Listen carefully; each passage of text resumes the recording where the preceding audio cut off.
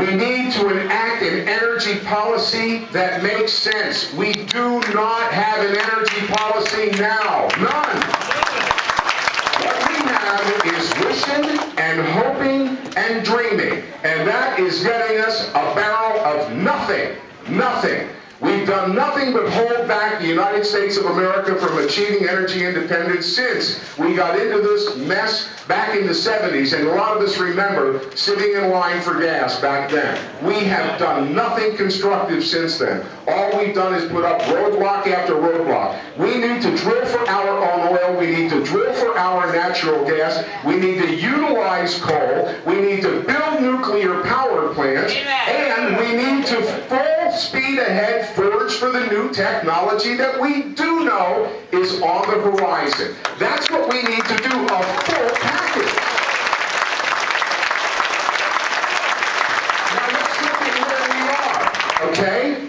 We can't put any new oil or gas-fired electric plants online because that's horrible, they're fossil fuels. There's no way we can do coal to oil or clean coal. The environmentalists will tell you there is no such thing as clean coal, and that's what Barack Obama thinks too, until Ed Rendell goes to visit him, and then he talks the talk, but he doesn't walk the walk. Okay, so no clean coal. Nuclear power? No, hell no. Now, he may be talking about it now, but we remember 6-8 months ago, he was talking about drilling offshore. We saw a glimmer of hope for 2 seconds, and that went away. Okay, he talks out of both sides of his mouth when it comes to energy. So, we can't drill for oil. We cannot fire up coal-fired or natural gas or even petroleum-built power plants.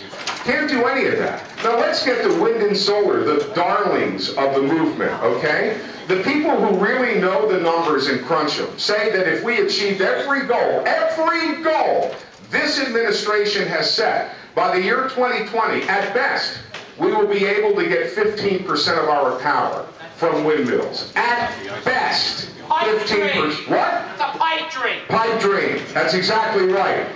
If we achieve every goal set out, every goal, we will not get more than 5% of our power from solar.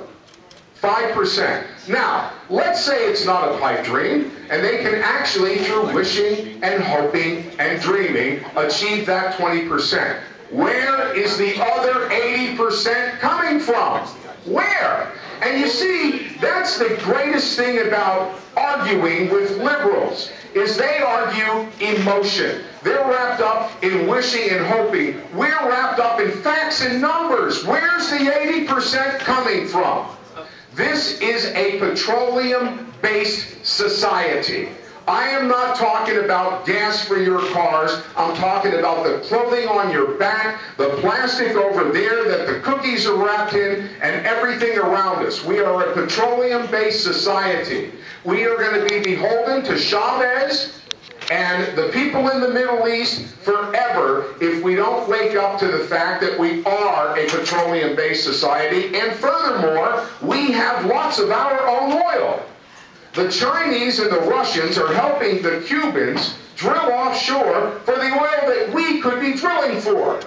What sense does that make? That's exactly right, none. The liberals in this country want us beholden to Chavez and people like that. They even, I don't know if you've seen it, I predicted this, they're against the oil sands in Canada now. We import most of our oil from Canada. Still a friend of ours, a nation that is a border nation that is a friend, okay? So here we are buying most of our oil from Canada. It comes from the oil sands. Well, guess what?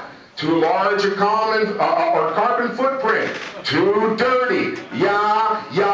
Freaking yah. So now, we cannot even buy oil from the friendliest people on the darn list of people we buy oil from. Every step of the way, the environmentalists shoot down everything. And it doesn't even stop with the stuff they like. You've all heard that windmills may kill birds. Oh my gosh. Oh my gosh. Okay? So that's that. Then I made this prediction when I started doing R.J. Harris for President speeches. I said, how long will it be before the environmentalists say, wait a minute, you can't put solar panels there. that land is too pretty. They're going to buy into acres and acres of solar panels? Well, guess what?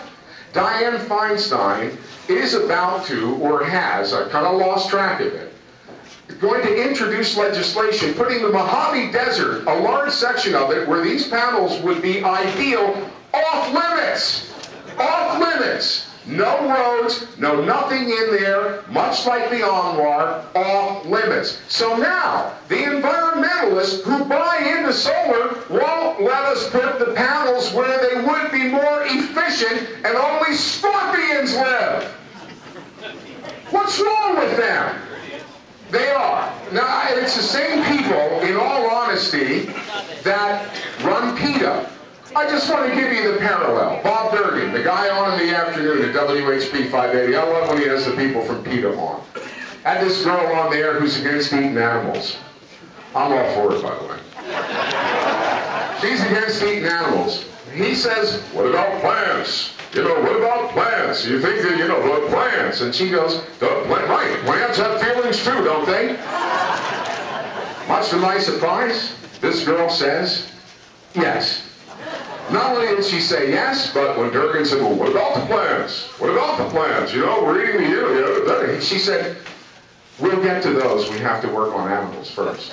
Right. What does she expect to eat? That's exactly right. Well, I want to tell you, that's the way the liberals think, and that's the way they think about energy. So that's why we are where we are. We are importing more food into the United States of America than ever before. That has not a lot to do with energy except for this. There are many in this room who remember we were World War II babies. I wasn't alive back then, but we saw all the war stories. And we know that many of those battles hinged on what out there with those tanks? Gasoline. Gasoline. Can you imagine the United States of America when the day comes that we can't fuel our war machine, and not only that, but half our damn food comes from China? Where will we be, my fellow fine Americans? The answer is SOL. Beholden to people like Chavez and China and so on down the line. We need a comprehensive energy policy, and we need it right now. Right now. We played around long enough. If we really would have done what was right back in the 70s, we'd be in good shape today. We have plenty of fuel on our own lands. We need to drill for it, and we need to build nuclear power plants.